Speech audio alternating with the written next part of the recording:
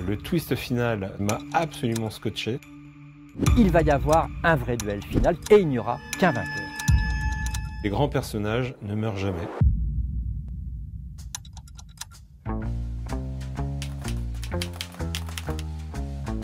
Arsène Lupin, c'est un personnage de commande. C'est l'éditeur Pierre Lafitte, qui connaissait très bien Maurice Leblanc, puisque c'était un de ses auteurs, qui lui a demandé de créer un personnage qui soit le concurrent de Sherlock Holmes. Nous sommes en juin 1905 et Maurice Leblanc écrit donc une nouvelle qui s'appelle « L'arrestation d'Arsène Lupin ». Cette nouvelle a immédiatement un grand succès. Pierre Lafitte, en bon entrepreneur qu'il est, mais il dit à Maurice Leblanc, mais il faut absolument qu'il y ait une suite. Je ne peux pas répondre Maurice Leblanc, il est en prison, donc l'affaire est finie. Et Pierre Lafitte lui dit, bah, puisqu'il est en prison, fais-le évader. Et voilà comment est née la saga. Le personnage a un succès énorme dès sa création. Pour te dire, Hollywood va l'adapter au cinéma dès 1932. Comment t'expliques ça ? Je pense qu'en fait, on peut considérer qu'Arsène Lupin, c'est le premier super-héros de toute l'histoire. Un super-héros, c'est un personnage qui a un costume. Lupin en a un. Le haut de forme, la cape, le monocle, qui vont le rendre immédiatement identifiable auprès du public. Un super-héros, il a évidemment un super-pouvoir. Et Lupin en a un. Le super-pouvoir de Lupin, c'est de pouvoir se déguiser en n'importe qui en très peu de temps. Alors évidemment, en utilisant des déguisements, mais pas que, puisqu'il a une capacité quasi magique, par la force de la pensée, à pouvoir modifier les traits de son visage, qui font que même sans déguisement, parfois il arrive à passer pour quelqu'un d'autre. Et puis les super-héros ont tous une identité secrète. Et Lupin, lui, n'en a pas qu'une, il en a 47. Le capitaine Nemo, Fantomas, Vidocq, Mandrin, ce qui est étonnant avec les grands héros de la littérature populaire française, c'est qu'ils sont souvent du mauvais côté de la barricade. En fait, ce sont souvent des méchants. Et Lupin, c'est exactement ça. Il est dans le camp des méchants puisque c'est un cambrioleur qui ne redonne pas du tout aux pauvres ce qu'ils volent. Voilà.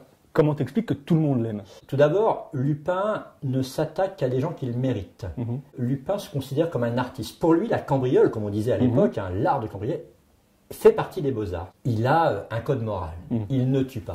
Donc ça, c'est quelque chose qui le situe réellement du côté, finalement, des gens auxquels on peut s'identifier. Maurice Leblanc a quasiment inventé la punchline. Arsène Lupin, c'est des phrases chocs, des bons mots au kilomètre. Il y a une deuxième raison pour laquelle Arsène Lupin, à mon avis, est devenu aussi célèbre. Et ça, c'est dû à une idée de génie de Maurice Leblanc. C'est qu'il va arriver à faire croire au public qu'Arsène Lupin existe vraiment. Et quelle astuce alors ? Eh bien viens, je vais te faire voir. Dans le roman le plus célèbre de Maurice Leblanc, L'Aiguille creuse, en fait, Maurice Leblanc nous donne des tas d'indices pour trouver le passage secret qui va conduire à l'aiguille creuse. Maurice Leblanc, qui habite à Étretat, voit bien qu'il y a des gens qui cherchent à savoir si c'est vrai. Et qu'est-ce qu'il va faire? Et c'est là où c'est vraiment extraordinaire. Il va demander à un artisan local de venir graver ces deux pierres. Alors qu'est-ce qui se passe à partir de là? Eh bien, les touristes viennent, découvrent la chambre des demoiselles, voient les deux lettres, voient la cavité, voient le muret, ils tentent de trouver le passage, ils ne le trouvent pas, mais ils restent convaincus qu'elle est bien cachée, mais ils se disent si les lettres existent, c'est que l'aiguille est vraiment creuse, et si l'aiguille est vraiment creuse, c'est qu'Arsène Lupin existe pour de vrai. Nous sommes devant la fameuse aiguille d'Étretat, qui n'est autre que le repère secret d'Arsène Lupin, et bien tout simplement parce qu'elle est creuse à l'intérieur, et que c'est là qu'Arsène Lupin entrepose ses larcins les plus célèbres. Le premier qui découvre que l'aiguille est creuse, c'est Jules César. Le secret va être transmis de génération en génération, va finir par arriver jusqu'au roi de France. Il décide de faire de cette aiguille creuse le coffre-fort de la France, jusqu'à un certain Louis XIV qui a la folie des grandeurs, qui décide de faire construire Versailles, et pour financer Versailles, eh bien, il va tout simplement piller le trésor. Le secret est perdu, et il faut un génie comme Arsène Lupin pour redécouvrir que cette aiguille est creuse. On sent que tu adores vraiment cet endroit. Et du coup, ça fait combien de temps que tu avais envie d'adapter Lupin en BD? En fait, ça fait 15 ans que je bassine les éditeurs avec le fait qu'Arsène Lupin en BD, c'est extraordinaire, qu'on a un personnage fabuleux et qu'il faut absolument l'adapter. Arsène Lupin, il a des côtés évidemment séduisants, c'est un gentleman, c'est un cambrioleur, c'est le panache à la française, ce sont des bulles de champagne, c'est également Guignol qui rosse le gendarme. Alors ça, les Français, ils adorent ça. ça. Donc c'est un personnage en fait qui ressort très régulièrement au gré des œuvres. Ça fait 20 ans que je travaille avec Jérôme Félix et ça doit faire à peu près 20 ans qu'il me dit Hervé, je veux faire un Arsène Lupin. Et j'ai résisté pendant 18 ans en refusant absolument chacune de ses tentatives bimensuelles. Il a toujours été passionné par ce sujet, mais moi, Arsène Lupin ne m'intéressait que peu. Pour moi, il n'y en avait qu'un, c'était Georges Descrières dans la série des années 70 quand j'étais enfant. Et donc je lui ai tout le temps refusé. Arsène Lupin contre Sherlock Holmes est une aventure inspirée de 2 romans de Maurice Leblanc, dont mon Lupin préféré, La Bariva.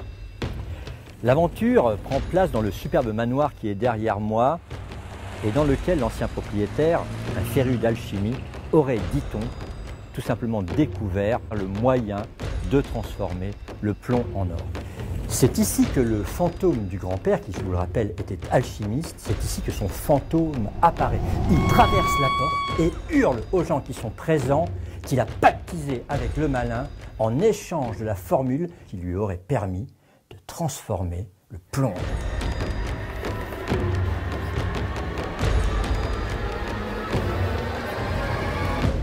Et cet or dont parle le fantôme du grand-père, eh bien Arsène Lupin va le découvrir dans le manoir, car ce lieu cache un incroyable laboratoire alchimique secret. Vous voyez, hein, de l'alchimie, un fantôme, on est très proche du fantastique, de l'épouvante, si cher à Edgar Allan Poe ou à Maupassant.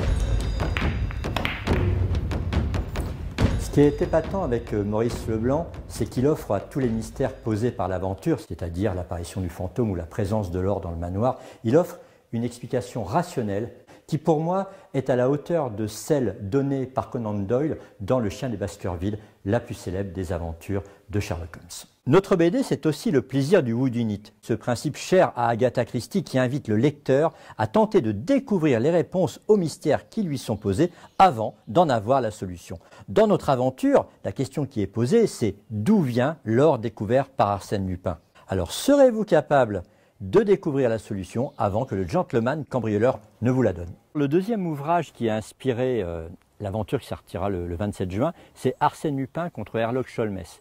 Herlock Sholmès est évidemment Sherlock Holmes. Et dans les aventures d'Arsène Lupin, Sherlock Holmes, c'est le méchant. C'est le méchant parce qu'il a tout simplement tué la femme d'Arsène Lupin à la fin de l'aventure de l'aiguille creuse. Une petite aiguille parce qu'en fait, Raymond, qu'il vient d'épouser, lui a demandé de devenir honnête. Mais là, le destin va le rattraper puisque Sherlock Holmes est là.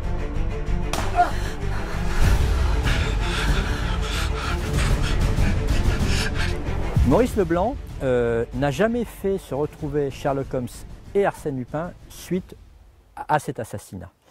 J'ai toujours trouvé qu'il manquait un dernier chapitre à leur confrontation. Il va y avoir un vrai duel final qui va prendre une quinzaine de pages. Holmes et Lupin vont s'affronter mentalement, ce sont des génies, mais aussi physiquement, hein, puisque l'un est un as de la savate et l'autre maîtrise les arts martiaux, et il n'y aura qu'un vainqueur. Ce qui est intéressant dans ce duel, c'est qu'il va être suivi d'un épilogue où l'on va vous révéler quelque chose d'inconnu sur Sherlock Holmes. Et ce qu'on va vous révéler vous donnera, je l'espère, envie de relire les aventures du célèbre détective de Baker Street d'un point de vue complètement nouveau. Je dois reconnaître que Jérôme m'a scotché avec d'abord l'idée du crossover entre Arsène Lupin et Sherlock Holmes, bon, qui est quelque chose d'assez classique, mais enfin malgré tout, il fallait que ça puisse coïncider. Il se trouve qu'effectivement, les deux personnages étaient plus ou moins contemporains, puisque Sherlock Holmes devait avoir 53 ans quand Lupin en avait 40. Mais c'est surtout l'idée finale, le twist final de ce diptyque qui m'a absolument scotché. Évidemment, je ne peux pas vous en parler, mais l'idée est juste folle. Et ça, je dois reconnaître à Jérôme d'avoir ce genre de... Il a cette capacité à créer des twists qui sont toujours marquants dans chacun de ses albums. Est-ce que je tire une conclusion de ces atermoiements et de cette aventure? Oui, je tire une conclusion absolue. C'est que les grands personnages ne meurent jamais. Ça fait 20 ans que tu diriges le musée d'Arsène Lupin à Étretat. Visiblement, là, depuis la série Netflix, c'est la folie. Déjà, Étretat est un village qui est très touristique. Là, on a plutôt des gens plus jeunes. Par exemple, il y a CNN qui nous a fait un reportage. J'ai des scolaires qui viennent des États-Unis. Les gens, souvent, quand ils arrivent, ils font la visite, ils arrivent, et la première chose qui les appelle, on va dire, c'est cette BD. On pourrait dire qu'on a triplé le chiffre d'affaires grâce à, je pense, ça et Netflix aussi.